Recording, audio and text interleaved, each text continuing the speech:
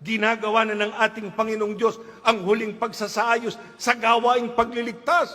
Kaya kinakailangang maging aktibo tayong lalo sa ating paglilingkod para tayo makinabang sa pangako ng Diyos pagdating ng araw ng paghukom. Ang gusto natin, yung sinasabi ng Diyos kanina, yung kanyang pagpapala, mararanasan natin sa ating buhay.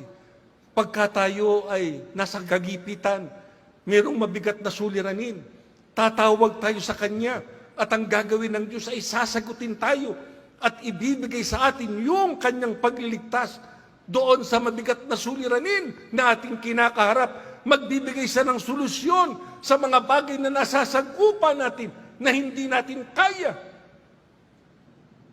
Pero ang hinahanap ng Diyos, katapatan. Salamat sa Diyos, ang Iglesia ni Cristo ngayon, ganyan. Kaya naman ang ating Panginoong Diyos, merong pangako, pagka sila tumawag, diringgin sila, sasagutin sila, at ibibigay ang kanilang mga pangangailangan. Kaya hindi po pwedeng mag-conflict yung ating trabaho, yung hanap buhay sa ating ginagawang paglilingkod.